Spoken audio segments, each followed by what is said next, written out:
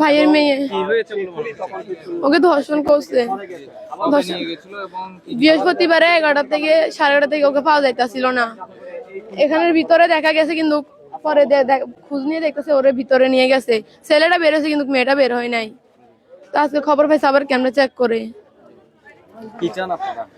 আমরা কি আমাদের হাতে শাস্তি দিতে চাই, পুলিশের হাতে দিতে চাই না। এই যেভাবে আমার বাইজিরে কষ্ট দিয়ে মারছে, আমরা এভাবে বিচার চাই। এই তুড়ুক বাচ্চা কি করছে, এদের কি ক্ষতি বেশি।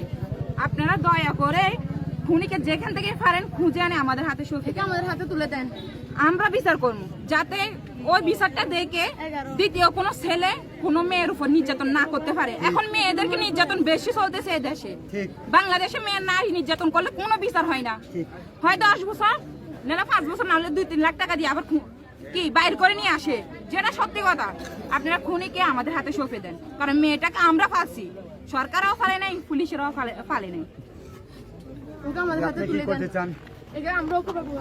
10টা থেকে পাইতেছি না, আমরা সবকিছু চেক করে দেখলাম। এখানে সবকিছু সাংবাদিক সবকিছুই করলাম, পুলিশ আনলাম, থানায় কেস দিলাম, জিডি করলাম, পাইতে আসি না।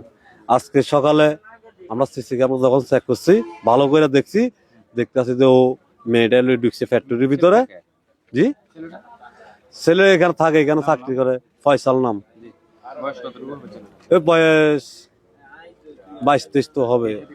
বিয়ে করছে, বউ প্রেগনেন্ট, এখন এখানে আছে। আমাদের বউ আমাদের সাথে থাকে, একসাথে থাকে সবাই।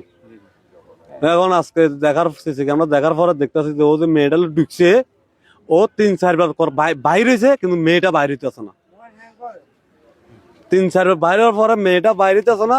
ও একবার ঢুকছে, শার্ট গেঞ্জি গাত দিয়ে বাইরে চুদির লেখা, এরকম ভাবে সে 3-4 বার বাইর হয়েছে। বাইরে হওয়ার পরে আমরা এখন যাই দেখতেছি ওইখানে লাশ পড়ে রয়েছে।